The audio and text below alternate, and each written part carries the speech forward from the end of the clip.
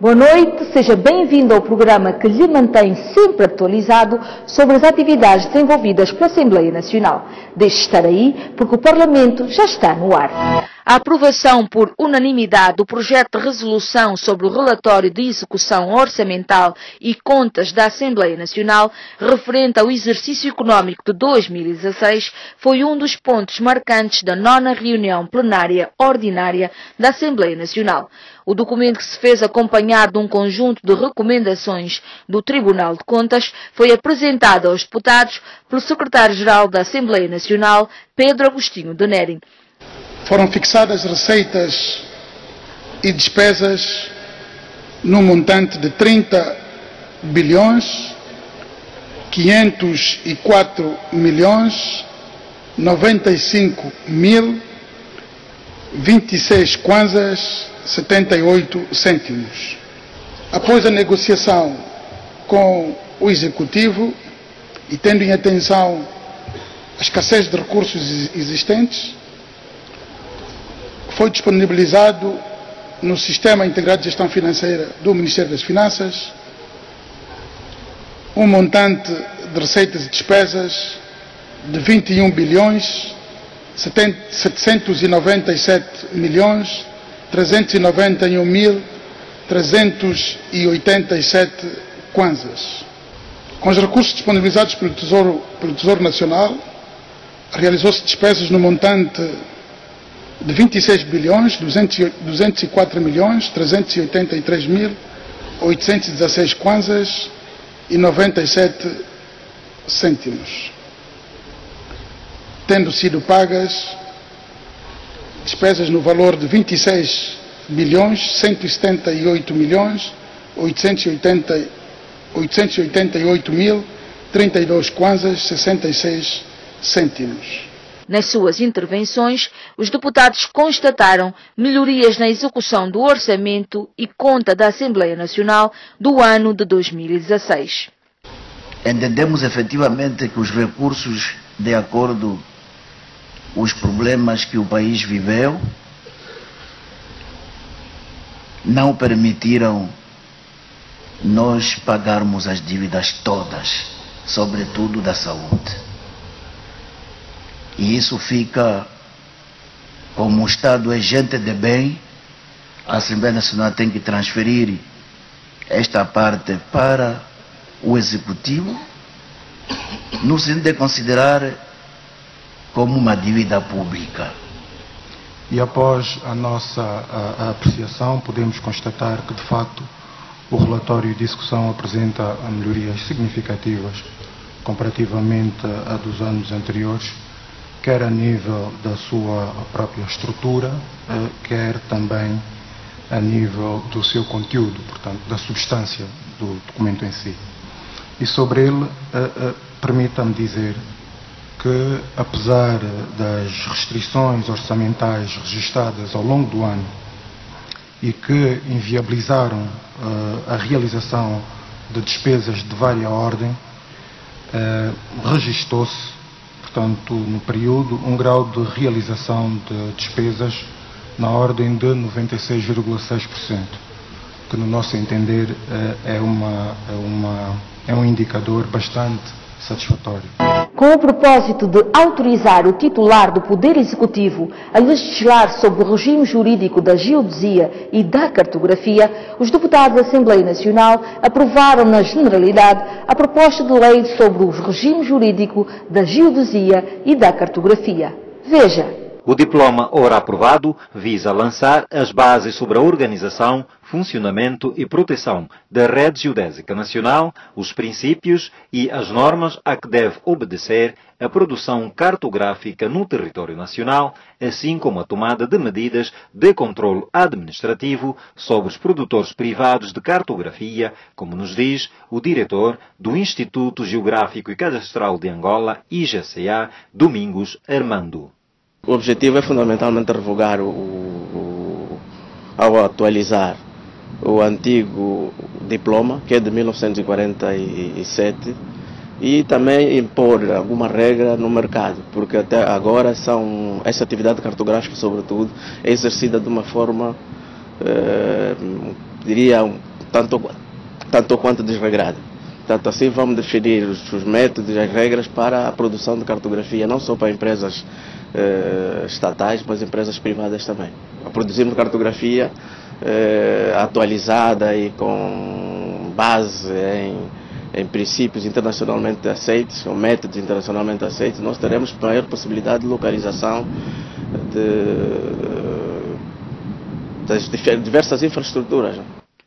O diretor do Instituto Geográfico e Cadastral de Angola apontou, por outro lado, os benefícios que a lei trará à população. Tendo uma cartografia melhor, nós poderemos ter para a população possibilidade de planificar melhor todos os projetos que temos, que sejam de estradas, pontes, caminhos de ferro e por aí fora. Durante a discussão da proposta de lei, os deputados apresentaram as suas posições relativamente ao instrumento jurídico. Uma agência cartográfica, apostada pela criação de um código cartográfico, poderia ser o primeiro passo para aprimorar a governação setorial e aprofundar esforços para se editar uma plataforma cartográfica UNA. Seria a grande oportunidade para desenvolver políticas públicas multissetoriais com base cartográfica robusta, bem como para redimensionar profissões do engenheiro agrimensor, de engenheiro cartógrafo, geógrafo e outras próximas à área para este novo enfoque. Nós entendemos que matéria dessa natureza e outras que já passaram por aqui, por causa da sua magnitude não só social, mas também política, deviam ser assumidas pela Assembleia Nacional sob forma de lei. O regime jurídico da cartografia e da geodesia tem uma importância técnica bastante elevada e vem dar solução a aspectos técnicos de grande dimensão, como sendo a materialização da rede geodésica, que visa suportar atividades técnicas, sociais e econômicas que se exercem sobre o território. A proposta de lei foi aprovada com 171 votos a favor, nenhum voto contra e nenhuma abstenção. E já são conhecidos os membros do Conselho Diretivo da entidade reguladora da comunicação social angolana, ERCA. Aprovada recentemente no Parlamento, a eleição dos membros garante aos mesmos um mandato de 5 anos a contar do momento da tomada de posse perante o plenário da Assembleia Nacional. Acompanhe já a seguir o desenvolvimento dessa matéria. O projeto de resolução que aprova a eleição de membros para o Conselho Diretivo da entidade reguladora da comunicação social, ERCA, foi votado e aprovado na passada semana no Parlamento. Luís Fernando, Adelino Marques de Almeida, Jorge Gonçalves Mateus Temba, Domingas Pedro Francisco Damião, Edith Domingas Nanga Daniel, indicados pelo MPLA, José Luís Fernando, indicado pelo Executivo, e o jornalista Reginaldo Telmo Augusto da Silva, indicado pelo Sindicato dos Jornalistas Angolanos, são alguns dos integrantes do Conselho Diretivo da ERCA. A escolha dos membros, porém, não foi aprovada pelos grupos parlamentares da Casa CE e da UNITA, que votaram contra. Se olharmos para esta composição, e para quem, como nós, temos acompanhado os órgãos de comunicação social, tanto públicos como privados, ficamos assustados se, de facto, eles vão agir de acordo com os princípios que a lei estabelece, com isenção, imparcialidade, fundamentalmente, seriedade no tratamento das matérias relativas à comunicação social. Nestes casos e quanto a esses órgãos, temos que ter alguma ponderação na indicação. Uma pessoa equidistante da vontade política, da manifestação política, do querer político, seria mais aconselhável. Por isso, Sr. Presidente, antecipadamente, nós, a Casa CE, não votaremos favoravelmente. Um órgão como este, que deve de facto regular a comunicação social do nosso país, tem de ser dotada de total isenção e imparcialidade, para poder ajuizar os casos em função apenas desses casos e não em função da motivação política que ocorra nas mentes de quem toma as decisões. Temos estado todos a ver o comportamento completamente parcial que tem sido tomado por algumas pessoas que figuram aqui. Essa pergunta que nós deixamos é a seguinte: irão estas pessoas abdicar da parcialidade que os tem caracterizado para poderem agir em função do mandato que têm? Face a esta situação, não podíamos ter outro caminho que não fosse votar contra. Contudo, ficam ainda por se conhecer 4 dos 11 membros que devem constituir o Conselho Diretivo da ERCA, sendo que 3 dos quais indicados pelos partidos da oposição e um último indicado pelas organizações representativas da profissão. Os mesmos apresentaram tardiamente os seus processos junto do gabinete do presidente da Assembleia Nacional. O Conselho Diretivo da ERCA é o órgão colegial responsável pela definição e implementação da atividade reguladora e de supervisão da comunicação social. Adotar é muito mais do que um simples ato de caridade. Significa aceitar um estranho na qualidade de filho, amando e criando como se fosse seu filho biológico. A função da adoção, atualmente, não é de dar uma criança a uma família, mas sim uma família para uma criança, assegurando-lhe saúde, educação, afeto, enfim, uma vida digna. Um dos direitos universais consagrados às crianças é o direito a ter uma família. Nos dias de hoje, para aquele cidadão que não pode ter uma família biológica, pode optar por recorrer à adoção. O processo de adoção em Angola decorre de forma fácil, existindo somente a necessidade de satisfazer alguns requisitos exigidos por lei. O processo de adoção, nos termos da nossa lei, inicia com, em primeiro lugar, a existência dessa criança com dificuldades. Este processo são identificados os requerentes da adoção, tem que se saber se reúne os requisitos exigidos por lei para poder garantir que esta criança que vai ser adotada tenha também um futuro melhor no seio desta família. Portanto, eles organizam este processo, normalmente é constituído por um advogado, corre seus trâmites a nível das instituições competentes, normalmente é o tribunal, passa para o tribunal, no caso dos tribunais provinciais. Este processo que é constituído é enviado à Assembleia Nacional, e isso no caso dos adotantes serem estrangeiros, não é? Sendo estrangeiros, têm que trazer a documentação que considera que eles são pessoas idôneas, que não são pessoas com uma condição social ou com um posicionamento com problemas a nível do respectivo país onde vivem, são pessoas com um cadastro limpo, né? Portanto, são certificados que essas pessoas têm de facto essas condições para adotarem a criança. O processo é devolvido ao tribunal para depois darem a sequência de conclusão de todo o procedimento para que a criança possa ser legalmente constituída como adotada pelaquela nova família. Nós estabelecemos esse contacto para ir acompanhando o crescimento da criança. É sobretudo para garantir que de facto a criança não vai ser utilizada para outros fins, senão ser um membro de uma família que quer ver essa criança bem crescida até atingir a sua maioridade e fazer parte daquela família e da nacionalidade da família que o adotou.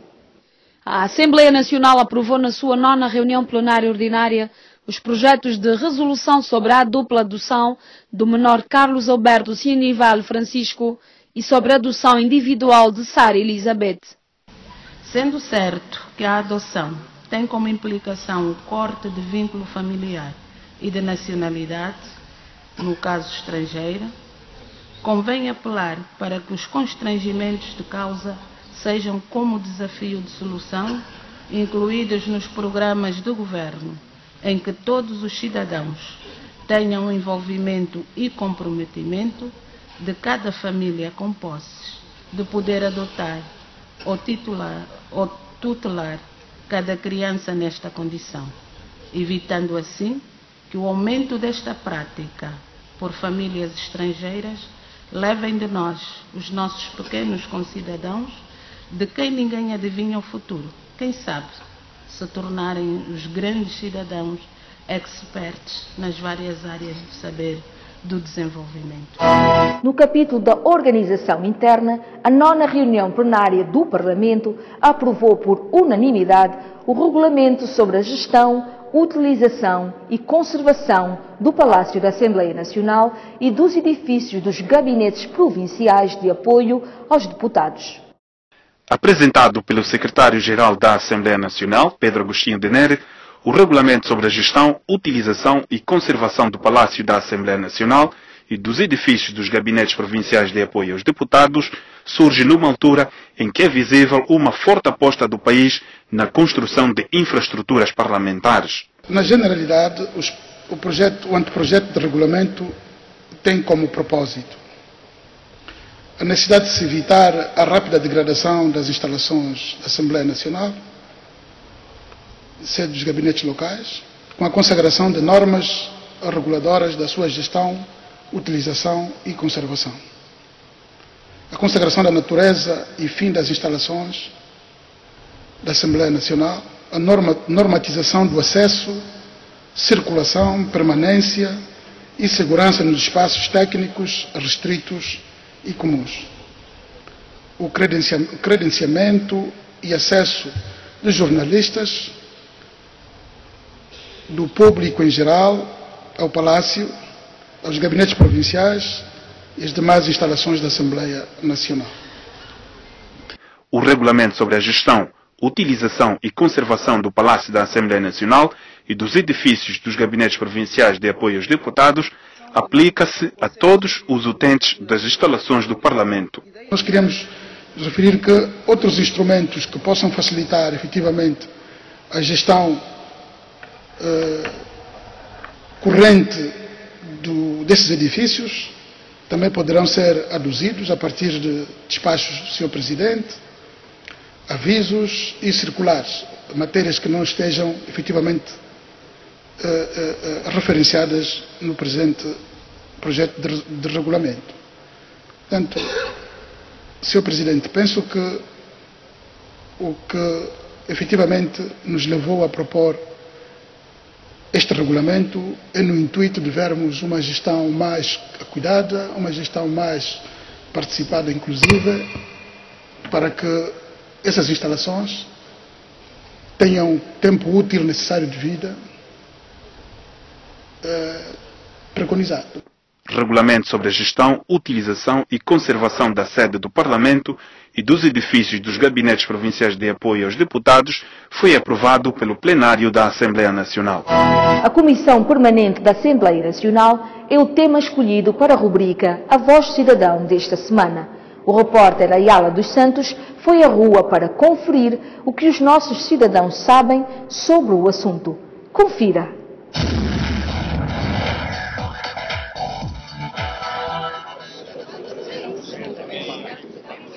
A rubrica A Voz do Cidadão desta edição falará sobre a Comissão Permanente da Assembleia Nacional. Este importante órgão do Parlamento é o único que se mantém em funções no termo e início de uma legislatura.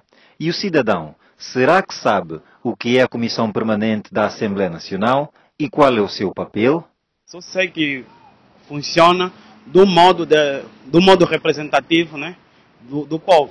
São os deputados, né, dos partidos políticos que nos representam, que representam o povo. Tenho a ideia de que a comissão, segundo a qual no ato da mudança de legislaturas, não é a comissão que permanece para preparar a outra legislação. É aquela comissão que fica, que permanece na Assembleia Nacional quando há troca de poderes. Aquela comissão que é estabelecida, ou seja, ela é permanente primeiro, que exerce as suas funções no decurso, na cessação da legislatura atual. Uma comissão que dá prossecução às atividades parlamentares, em termos ordinários, que mesmo depois da cessação dos mandatos do deputado, essa comissão continua a funcionar.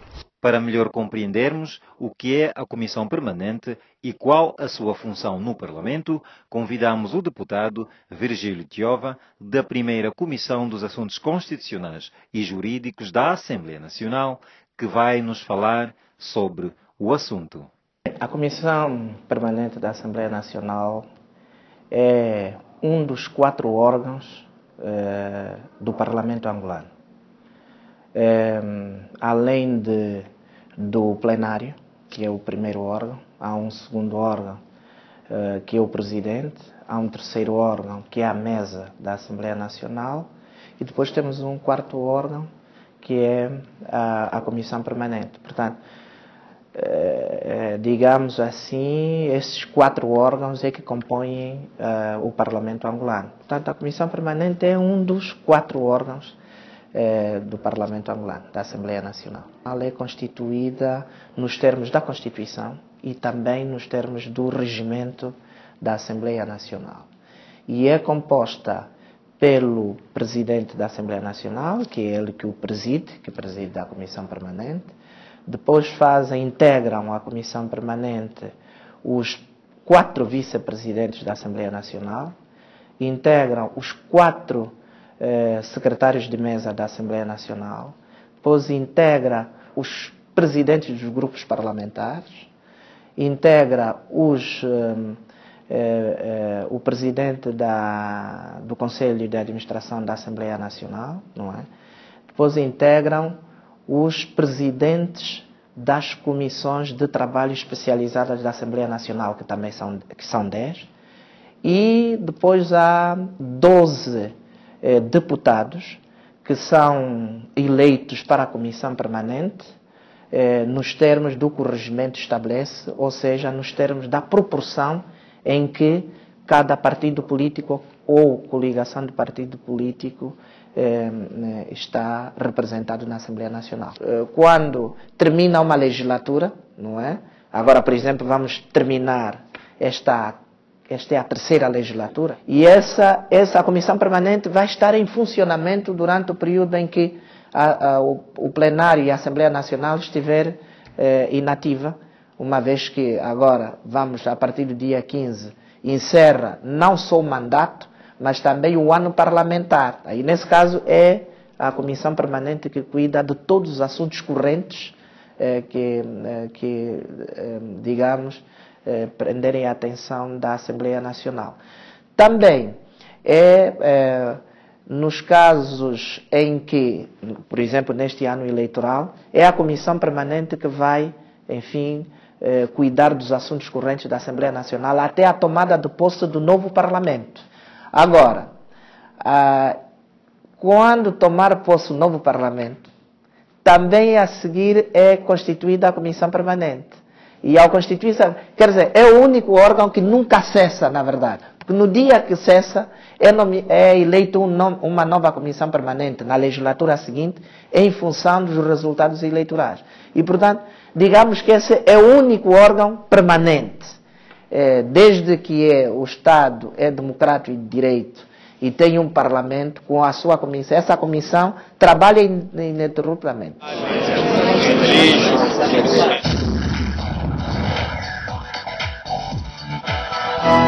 Abordagem feita pelo deputado Virgílio Tiova sobre a Comissão Permanente da Assembleia Nacional a encerrar mais uma edição do nosso programa O Parlamento. Daqui a 15 dias estaremos de volta para informá-lo sobre a vida, a dinâmica e o dia-a-dia da Assembleia Nacional. Não deixe de ouvir na próxima quinta-feira, logo após o Jornal das 8, o programa O Parlamento na Rádio Nacional de Angola. A nossa página da internet, parlamento.ao, está disponível 24 sobre 24 horas para mantê-lo sempre atualizado sobre os assuntos tratados aqui nesta magna Casa das Leis. O Parlamento mais perto de cada angolano. Boa noite.